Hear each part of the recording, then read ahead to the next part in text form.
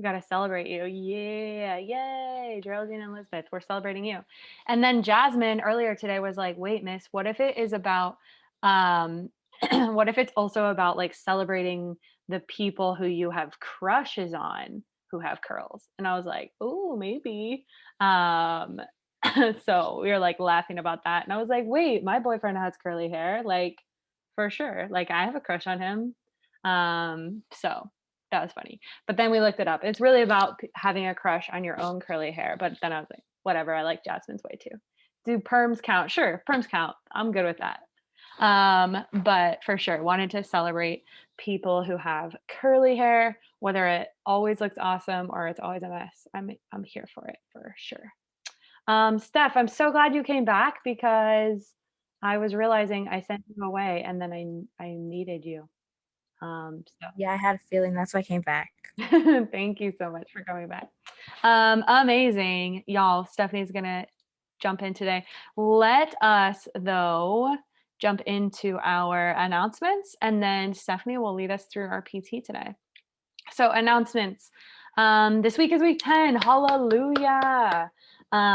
We are making it to week 10. Amy and Anton are having a fight in the chat. Love it. Week 10 and week 11 are just our last 2 weeks. We have 4 PT assignments made by the one and only Stephanie, RTA, and she's gonna do an awesome job. And our modules are closing on next Friday. Next Friday. So that's like 10 days, like the 25th or 26th, whatever Friday that is. So oh, good. I'm glad you're besties. So next Wednesday, English closes. Next Thursday, history and physics are closing. Physics close. Next Friday, math closes. Math closes, right? So that's what's happening. Modules are closing all of next week. If it closes, it means you can't get any credit, even if you turn it in the very next day or 1 minute late. All of those are at midnight. So we'll do that. I'm waiting on Spanish and VAPA, and then I will email you all of the dates in one email. So I'm not trying to blow up your email. Cool. Because modules are closing, just wanted to give you a shout out or reminder if you need to submit or resubmit. So if you're over here, make sure that you take a look at 30. It might mean that you like submitted something and like a picture didn't go through or something. So check that out. If you're on this list, you need 31. If you're on this list, double check your 32. You may have turned it in. And then if you're on this list, 33. This is as of last night. So you should be good to go. If you've already submitted it today, cool. Thank you for turning that in. Okay. Y'all are doing an amazing job. Do you have any questions for me about um, this, about anything? Modules closing, end of the quarter, anything at all? Amazing. All right, keep asking them if you have any questions. That's cool. Announcements are done. We're going to jump into our first PT task 1. If you tried to do the assignment earlier, you might have struggled because I didn't send a notes video last night. And that is because Stephanie is here live to do the notes with us in person. And I wanted everybody to get that full experience. And that'll be true for all of the rest of the days. So like this week, Thursday, and then next week, Tuesday and Thursday. So we're gonna have real class. Woohoo! All right. So I'm gonna go ahead and post for you the assignment link in the chat. And then Steph, do you want to walk through the assignment or you want me to do it? You can walk through it, but as a reminder too, I sent out another reminder for the Google form from last week. So if you haven't filled it out, can you pretty please fill that one out too?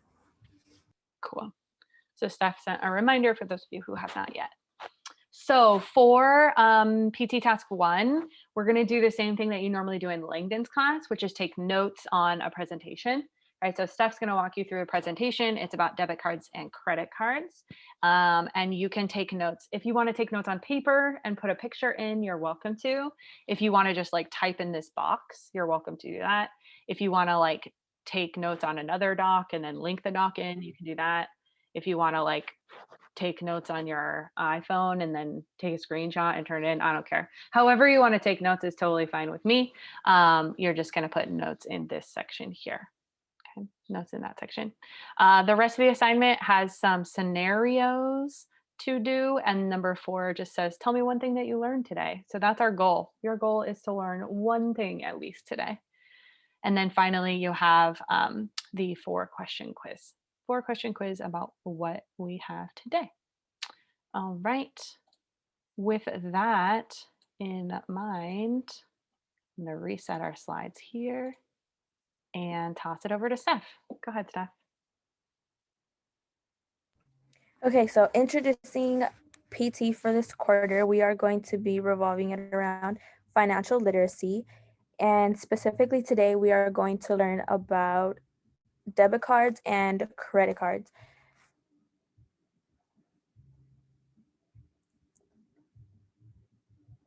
So last week, as I mentioned, you guys did get a Google form, which I did send out a reminder. And at the bottom of that form, I left a space for you guys to ask questions, have any, like put any wonders, concerns, anything around financial literacy. And for those of you who filled it out, thank you very, very much. We had some really awesome questions. So some of those questions that I pulled were, is it better to use a credit card or a debit card? What is the best bank for students? How can I open up a credit account? How to get credit scores up? And how do we know when our credit is good enough? So hopefully by the end of the presentation, you guys can answer all those questions. And also feel free to leave questions in the chat throughout the presentation. Okay, so we're going to start off with credit and debit cards. And then also, those of you who are wondering, this is where you should start taking notes if you haven't started taking them yet. And then we'll let you know when your notes are done. Okay, so to start, the difference between credit and debit cards. So credit cards are money that you are given and basically borrowed from the bank.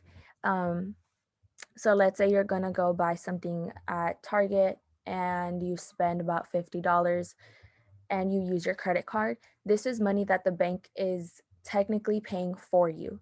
So this is money that you may not have at the moment, but the bank is saying, hey, we're gonna pay your expense at Target, and at the end of the month, you need to pay it back. And when you're given a card, you do get a spending limit, and the better you are at paying it off every single month, the higher that your spending limit will go.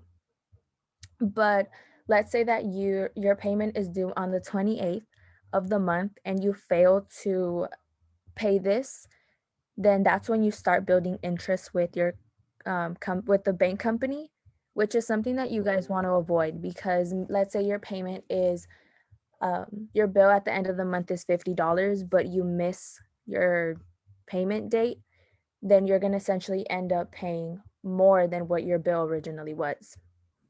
And then for debit cards, this is what I like to call electronic cash.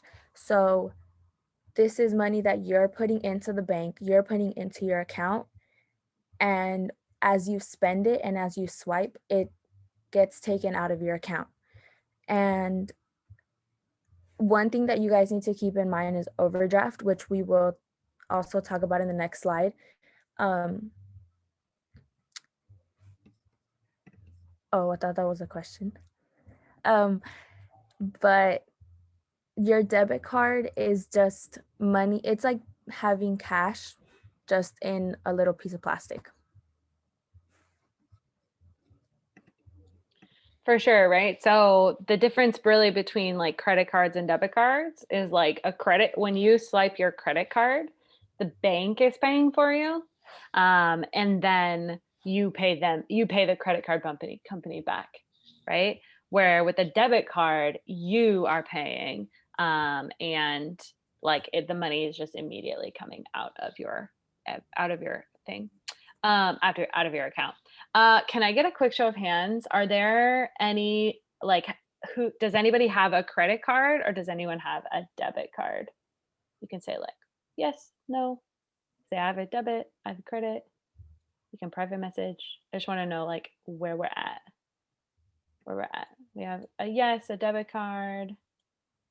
Think I have debit. No, I have a debit card. Debit, debit. Cool. So y'all probably know about debit cards, right? That's like usually something that high schoolers have. Not all the time, but like some, if you have a card, it's usually a debit card. And that's basically like when you swipe it, it immediately comes out. And if you run out of money on your debit account, like in your checking account, then it will just decline your card. Right. So there's not, sometimes there's like a fee associated with that, but there's not it's not as bad as when if you have a credit card and you don't pay it off, you have to pay like all that extra money in interest. So that's the difference between credit and debit.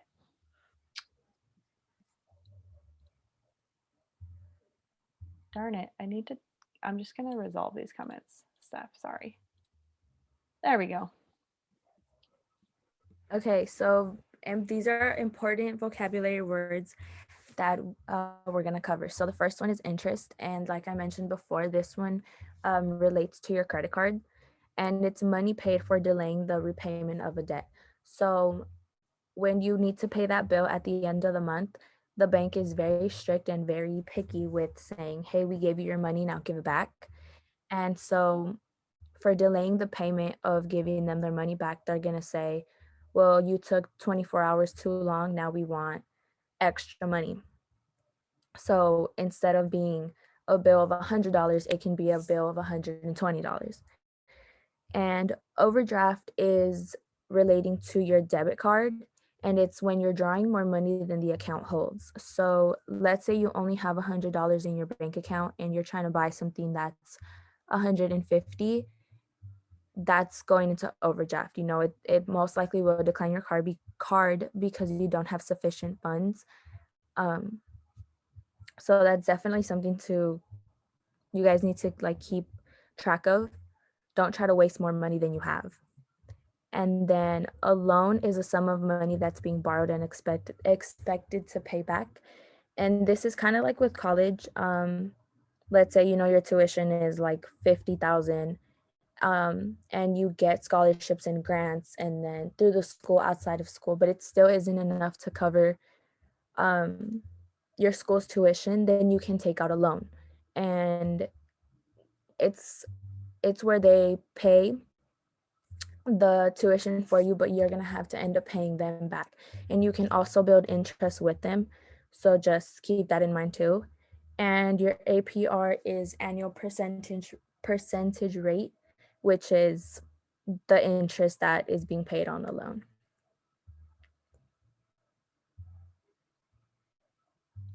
So APR can be used for any kind of loan. So it could be like a credit card. Sometimes the annual percentage rate, I think on my credit card is like 19 or 20%. And basically it's like if you don't pay off the whole thing, that's the amount of extra money that you're going to have to pay on top, right? Where like it's different for different things. Like the APR on my car is only 1%, right? That means like every year I'm paying, or every like month or time period, I'm paying 1% of my on top of my like car payment, right? My car payment includes that extra money in there. So you want your interest to be as low as possible. It's like low interest is good interest. Okay. Sweet. Are there any questions about what we've covered so far? Anything that you're thinking about? Cool. All right. Keep thinking, keep asking those questions. Okay, so one of the most common questions, not just in the Google form, but just that a lot of people get in general, what's the best bank for students? And the answer to that is that it really, really just depends on your preferences. As you guys know, there's multiple different bank companies. You have Wells Fargo, Chase, Bank of America. I know there's Capital One. So they all have something different to offer you. And it really just depends on what works the best for you.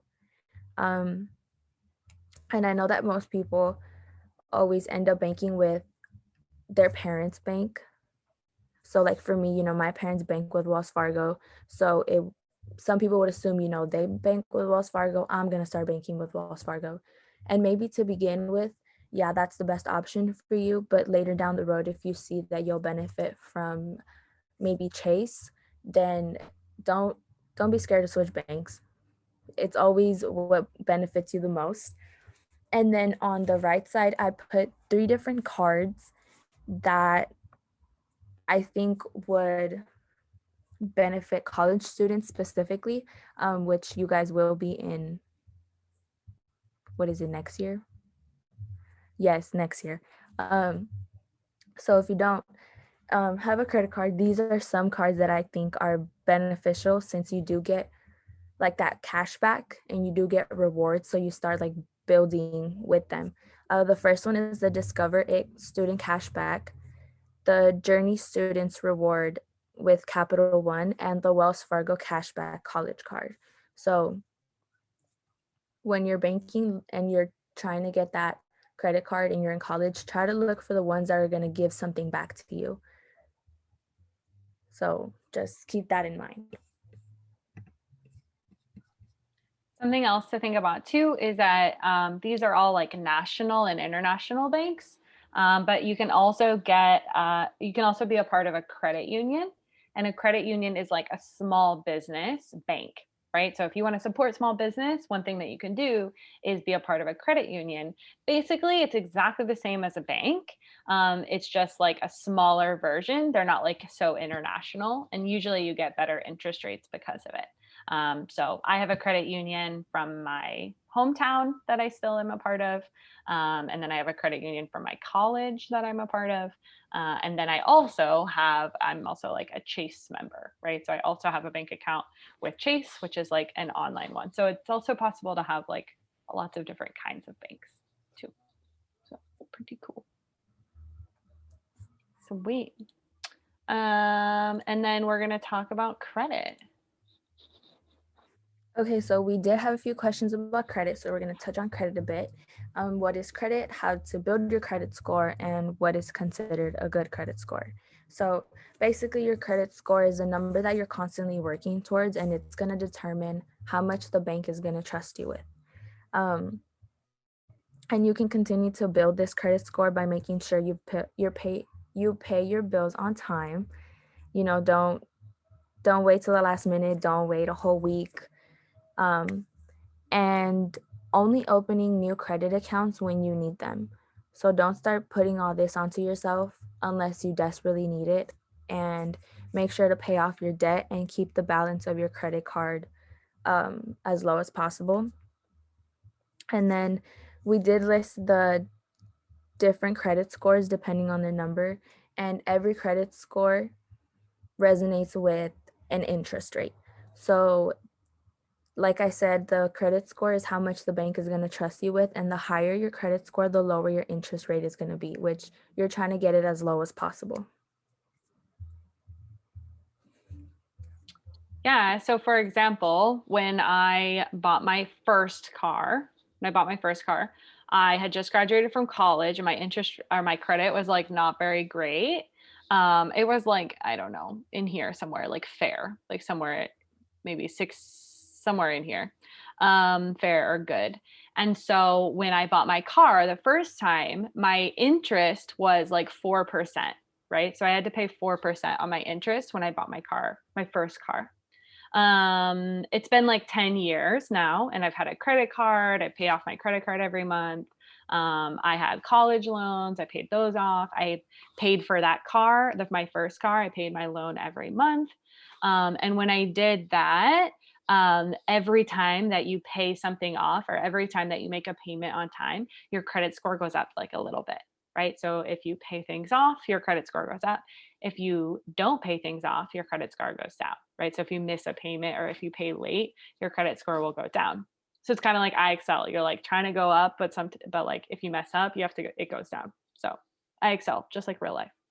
That being said, so now this past summer, my car died and I had to get a new car. Not like new, just like new to me, like a used car. And I got a new car, and my interest rate or my credit score is much higher now after like 12 years of like paying things off and being a part of it. So now I'm like in this like, well, this summer I was like in the 790s, and my interest rate is only 1% on my car. Right. So that meant that like when I bought my first car, I was paying 4 times as much interest as I was was paying 4 times as much interest as I have to pay now. Belanca has a great question. Does your credit go down if you check it? It's complicated, Blanca. If someone checks your credit, so if a bank checks it, or if a like an apartment company checks it, or if you're trying to buy a house and the mortgage company checks it, then your credit score will go down. It's called a credit check, right? So when you have an official credit check, they're called like official or like a hard credit check. Um, hard credit check, that counts against you, because what that means is that like lots of people are looking. So basically it's like how much they trust you to pay back your money. And if it's a hard credit check, that means that someone is looking to see if you can afford, if you can like handle your money or not, right? And so they don't want you to have like lots of people looking to see if you can handle it um, at the same time. So yes, your credit score can go down if you check that. There are, however, lots of ways that you can check it with what's called a soft credit check, right? These are things like Credit Karma, if you've ever heard of that. Credit Karma or mint.com, or what are some of the other ones? Y'all heard of these before? They're like usually like the apps you can use. I'm looking at my phone really fast. Oh, Truebill is one you can use. And a lot of yeah, Credit Karma. A lot of banks now have a credit check option. You just want to be careful and make sure, like, read the fine print and make sure that like it is a soft credit check. Basically, what those do is they'll tell you what your credit score is. I haven't done this today. Y'all want to see what my credit score is? Let's see. Yes, I want to. Blanca, yes, she does. Okay, so here's what I do. So I'm logging into I'm logging into what is this? Credit Karma. So I'm using their app, right? Um, and when I log in, it does like an update and it shows you the two companies. So the first one you see is TransUnion and the other one you see is Equifax. I don't know if y'all can actually see this. So it says like my TransUnion one is 786 and my Equifax one is 797. Yeah, thank you. Thanks, team. I've been working on this a long time. And it tells you when you click on them, it tells you like the different sections. So that big section, that's like the beginning. And then that's like the lower numbers. And then I'm way over there, like close to 800. That's the goal. The goal is like to get to 800. And it'll show you like your little, I hate this thing. It'll show you your graph over time. So that's like in the last year. And then there are two companies that do it. The other one's Equifax. And Equifax is like, they just use like slightly different factors. But the cool part, they'll show you the credit factors. Did I get this? The credit factors, and it shows you like payment history. Like I've paid off 100% of my payments. I don't know what that one says. Credit card utilization. That means like I'm not using my credit card for very much. Right now it's at 0%. Derogatory marks. That means like I nothing bad. I haven't done anything like bad. And then you'll see here, I have a red one. It says age of credit history, right? That's how long I've had this credit card, which is like 3 years, right? So the longer you have it, the more trustworthy you are. And then my total accounts, I have 6 different accounts. So I have like 2 car loans and like 4 credit cards. You should not have 4 when you start. You should have 1 when you start, but then adding more as you go is good because they want to see that you can do it. I love that we're pumping each other up in the chat. Appreciate you. Cool. So then you'll see here, you see this hard inquiries? That's what I'm talking about, a hard credit check, right? So that's the one that can hurt you. So for example, when I moved into this place, they did a hard credit check because they wanted to know officially like what my credit score was. Basically, they call the credit card company, or I'm sorry, the credit, like Equifax or TransUnion, the credit company, and they ask for my information.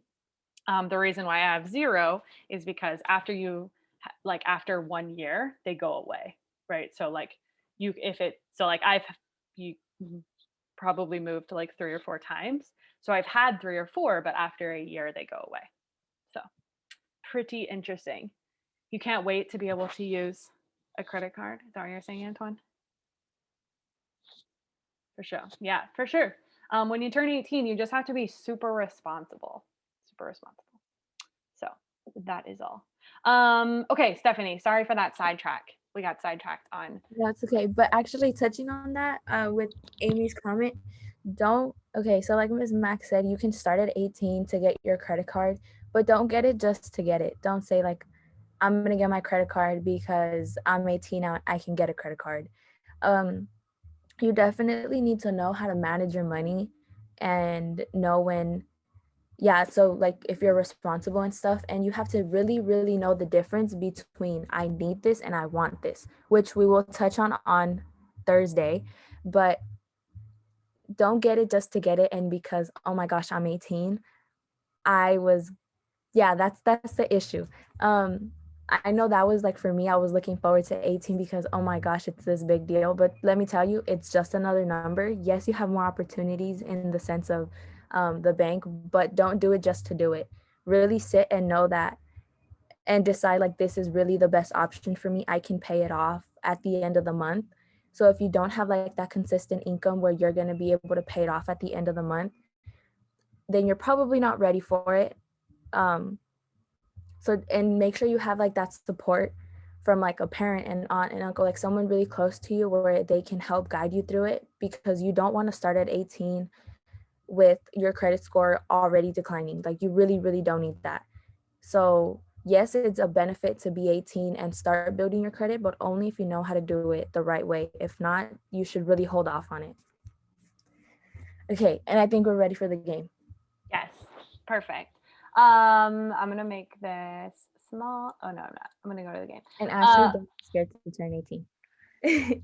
Don't be scared. You're gonna be great, but that's why we're learning about it. It's so like you don't just go out there, get a credit card, and like blow $10,000 and then live in debt for the rest of your life. Like, that's not worth it. So, all right, Steph, take it away.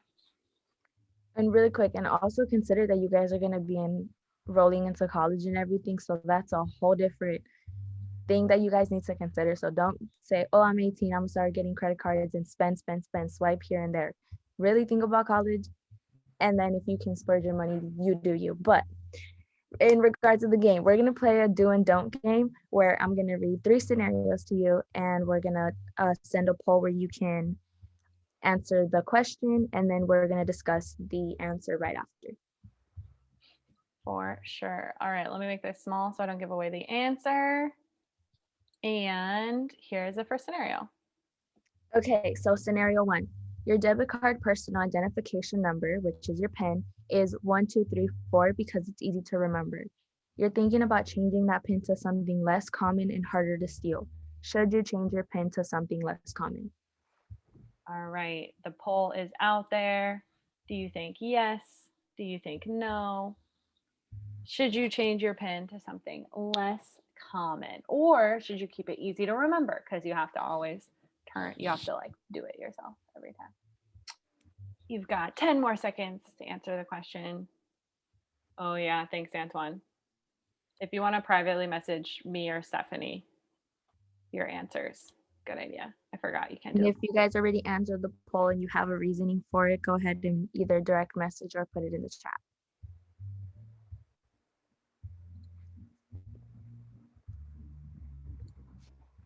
Nice. Here we go. All right. 89% said yes. 11% said no. Let's find out, Stephanie. So you do have to change your PIN. Always try to stay away from the obvious things, like your birthday, house, apartment number, zip code, graduation year, your email address, anything included in your social media handles. just get away from that. Anything that's consecutive, so 1, 2, 3, 4, or 7, 8, 9, or just like repeating the same number, try to get away from repetition, and try to just make it a random combination of numbers. Nice. All right. Scenario 2. Okay, so you receive a call from someone who says that they're from your bank and want to verify your account information before they tell you something. They ask for your account information and the numbers on your debit card. Should you share this information over the phone? Should you share it over the phone? What do you think? They called you from your bank, right? Your bank is calling. They're like, "Hey, we want to make sure that this is you. Like, tell us your information." Elizabeth is yelling all caps in her private chat to me. You have 10, 9, 8, 7, 6, 5, 4, 3, 2, and 1. Ending the poll. Here's the results. Steph, tell us. So absolutely do not do this. You will never get a call from the bank saying, hey, give me your information over the phone. First of all, don't ever give your information over the phone. You never know if it's being recorded. There's a third party. They're just trying to set you up, to obviously take your money. Yes, like a scam. And being the bank, they should have this information. They already have all of your information. So there should be no reason as to why they are calling to get your information over the phone. So that's like a super, super big red flag. Don't fall for those. Chances are you're going to get scammed. For sure. Do not get scammed. That's a big no-no. The voicemails are funny. They're like, your money is all gone. And I'm like, you don't have access to my money. Or like, this is the last time we're calling you about your car. I'm like, apparently it's not because you've called me 10 times. All right. Scenario 3. Here we go. Okay, so the last scenario, you've lost your credit card and you're very busy today. So you plan to call your bank later out in the week to work it out. Should you wait for later in the week to call the bank?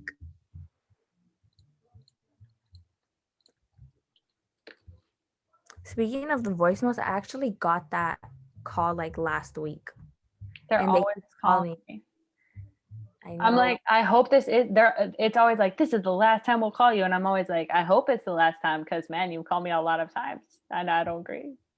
I got one about a car accident too. Like right after my mom got into a car accident and they started calling me about my insurance. And I'm like, no, it's all under my mom. Yeah, no way, no way. All right, here we go. Should you wait to call the bank? So no, do not wait. Chances are, if you did lose it, there's a possibility that somebody else is going to find it and they're going to try to use your card. And I really doubt you guys want people using your money and spending your money.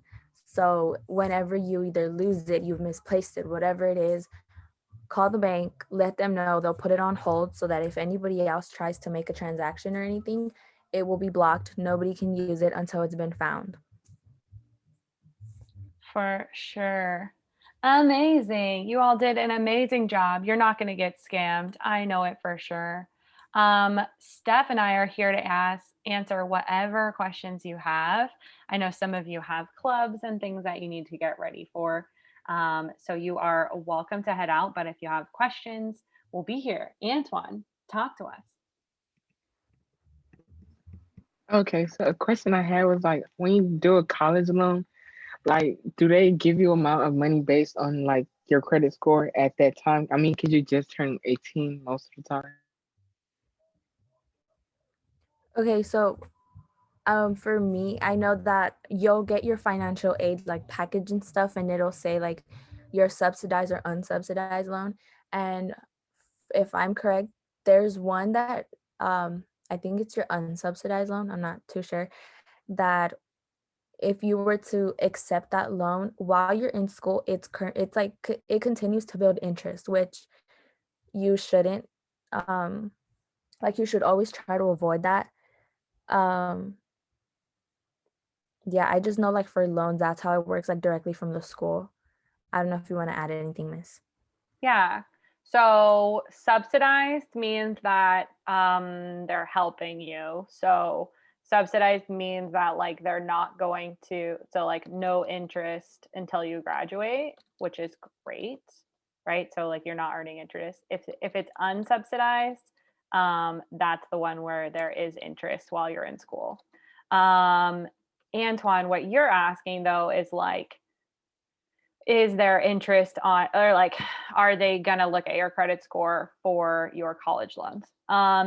They usually don't for college loans because they know that you're 18, right? So you're not going to like, you're not probably going to have a really great credit score. So what they often ask for is co-signers, right? So these are usually your parents or your family members.